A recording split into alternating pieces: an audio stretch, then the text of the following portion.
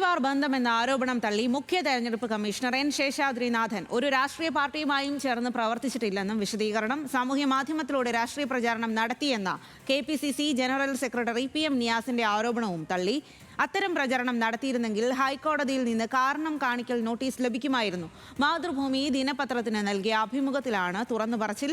വിവരങ്ങളുമായി Hans John ആണ് ചേരുന്നത്. ഹാൻസ്, വലിയ വിവാദമൊക്കെ നിലനിൽക്കുന്ന ഒരു സാഹചര്യത്തിലാണ് ശേഷാദ്രിനാഥൻ ഇന്ന് ചുമതലയേൽക്കുന്നത്. അതുമായി ബന്ധപ്പെട്ടാണ് ഇന്നിപ്പോൾ ഈ ഒരു അഭിമുഖം നൽകുകയും ചെയ്തത്. തനിക്കെതിരെ ഉയർന്ന ആരോപണങ്ങളെയൊക്കെ തള്ളുകയാണോ അദ്ദേഹം ഈ ഒരു അഭിമുഖത്തിലൂടെ?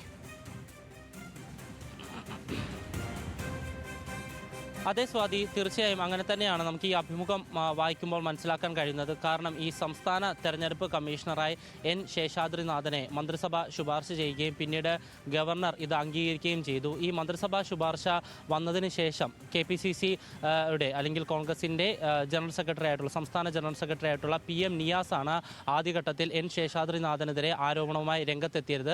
സംഘപരിവാർ പശ്ചാത്തലമുള്ള ഒരാളെ സംസ്ഥാന തെരഞ്ഞെടുപ്പ് കമ്മീഷണറായി നിയമിക്കുന്നത് അംഗീകരിക്കാനാവില്ല എന്നടക്കമുള്ള ഗുരുതര പരാമർശങ്ങളും ആരോപണങ്ങളും ശേഷാദ്രിനാഥനെതിരെ അദ്ദേഹം ഉന്നയിച്ചിരുന്നു. സമാനമായ പ്രതികരണം CPIM നേതാക്കളുടെ ഭാഗത്തു നിന്നും ഉണ്ടാവുകയും ചെയ്തു. ഈ പശ്ചാത്തലത്തിലാണ് ഇന്ന് ചുമതല ഏറ്റെടുക്കുന്നതിന് മുൻപ് തന്നെ ഇദ്ദേഹം ഈ മാതൃഭൂമി ദിനപത്രത്തിന് നൽകിയ അഭിമുഖത്തിലൂടെ തൻ്റെ നിലപാട് വ്യക്തമാക്കിയിരിക്കുന്നത്. തനിക്ക് ഏതെങ്കിലും തരത്തിൽ ഏതെങ്കിലും ഒരു രാഷ്ട്രീയ പാർട്ടിയുമായിട്ട് അന്നും ബന്ധമില്ല, ഇന്നും ബന്ധമില്ല, ഏതെങ്കിലും മതസംഘടനകളായിട്ടും ബന്ധമില്ല.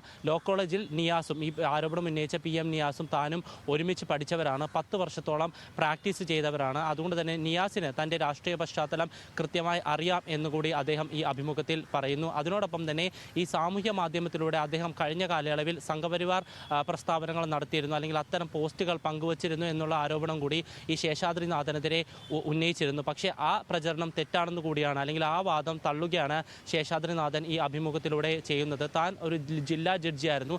അതുകൊണ്ട് തന്നെ കഴിഞ്ഞ 15 വർഷമായി സംഘപരിവാർ പോസ്റ്റുകൾ താൻ സാമൂഹ്യ മാധ്യമത്തിലൂടെ പങ്കുവെക്കുന്നുണ്ട് എന്ന് പറയുകയാണെങ്കിൽ ഹൈക്കോടതിയുടെ ഭാഗത്തുനിന്ന് തനിക്ക് എപ്പോഴേ കാരണം കാണിക്കൽ നോട്ടീസ് ലഭിച്ചാനേ എന്നാണ് അദ്ദേഹം ഇതിൻ്റെ വാദമായി പറയുന്നത്. കാരണം ഒരു ജഡ്ജി എന്ന നിലയ്ക്ക് എപ്പോഴും ജുഡീഷ്യൽ സംവിധാനത്തിൻ്റെയും അതിനോടൊപ്പം തന്നെ പൊതു സംവിധാനത്തിൻ്റെയും നിരീക്ഷണത്തിലാണ് ജഡ്ജിമാരുള്ളത്. അതുകൊണ്ട് തന്നെ ഏതെങ്കിലും തരത്തിൽ ഇത്തരമായ നടപടി തങ്ങളുടെ ഭാഗത്തുനിന്നുണ്ടായ സ്വാഭാവികമായിട്ടും നടപടി ഹൈക്കോടതിയുടെ ഭാഗത്തുനിന്നുണ്ടാകും എന്നാണ് അദ്ദേഹം പറയുന്നത്. ഒപ്പം തന്നെ ഈ ആരോപണം ഉന്നയിച്ചവർ ആരെങ്കിലും ഏതെങ്കിലും ഒരു പ്രത്യേക പോസ്റ്റ് ചൂണ്ടിക്കാണിച്ചിട്ടില്ല എന്ന് കൂടി അദ്ദേഹം പറയുന്നു.